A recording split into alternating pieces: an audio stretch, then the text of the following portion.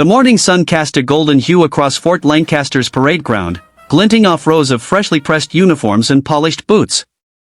The recruits stood at attention, nervous, proud, and a little cocky. Then, a slow shuffle broke the rhythm.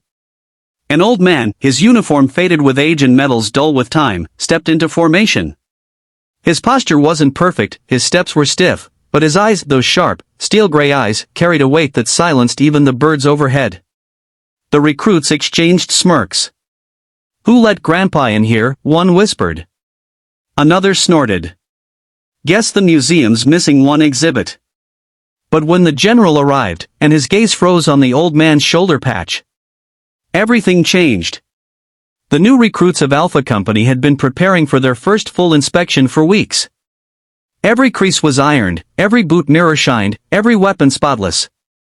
For them, today was the day to prove themselves, to show they had what it took to wear the uniform. And then he came. The old man's name, as they would later learn, was Master Sergeant Thomas Hawk Reeves. Nobody had invited him, and nobody dared to stop him. He simply walked to the end of the line, as if this was his place, as if he had stood there all his life.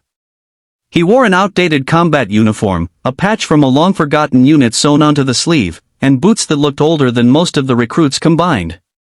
His medals, though tarnished, told silent stories of deserts, jungles, and battles long past. Private Davis, barely 20, couldn't hold back a laugh.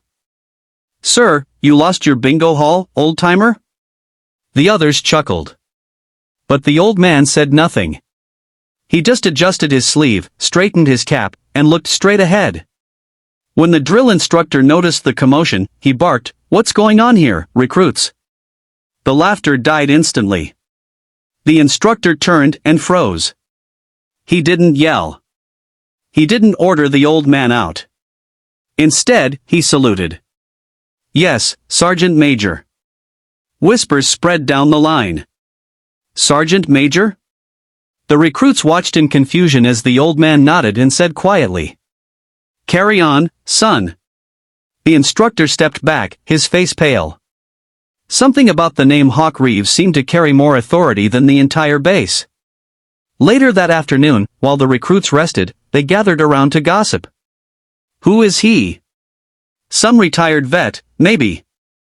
"Yeah, but why was the instructor scared of him?" None of them knew that the man they mocked had led soldiers through some of the most brutal battles in military history, and that his presence on the parade ground was not by accident. That night, under the dim lights of the barracks, Hawk Reeves stood alone at the edge of the field, staring at the flag as it lowered. His hands trembled slightly as he touched the patch on his arm, a faded symbol of a unit that no longer existed. "Just one last inspection," he murmured. "For the boys who didn't make it back." The next morning, the recruits were lined up again. The air was tense, the inspection was about to begin. The base commander, General Patterson, a stern man known for breaking rookies with just a glare, walked slowly down the line, his boots clicking like a metronome of judgment.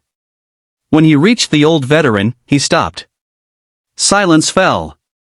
The general's eyes went from the man's wrinkled face to the patch on his shoulder, and his expression softened. He reached out, trembling slightly, and brushed the worn fabric with his gloved hand. "Where did you get this patch, soldier?" he asked quietly. Reeves straightened his back. "Earned it, sir. 1968, Hill 43. Lost half my unit there." The recruits watched, their earlier smirks fading into awe. The general took a step back, his voice thick with emotion. "I served under that unit, under your command." Gasps rippled through the line.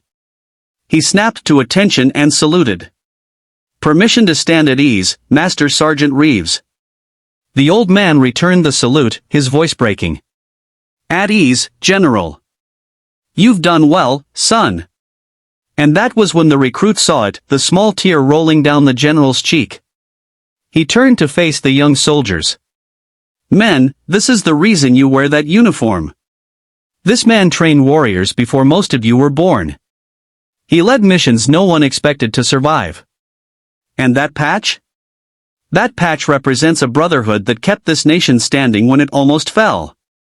The recruits stood in silent reverence. Some swallowed hard, others blinked away tears. After the ceremony, Private Davis approached the old man. "Sir, I'm sorry for what I said yesterday." Reeves smiled faintly. "Don't be sorry, son. Just remember, respect the uniform, not the age wearing it." He handed the young man a small, worn dog tag. "Belonged to a friend. Keep it. It'll remind you to earn your place every day." As the sun dipped below the horizon, the recruits watched the old veteran walk toward the gate, his shadow stretching long across the ground. The general stood at attention, saluting until Hawk Reeves disappeared from sight. No one laughed again that day. And for years after, recruits would whisper the story of the inspection where an old ghost returned, not for glory, not for recognition, but to make sure the next generation understood the true meaning of honor.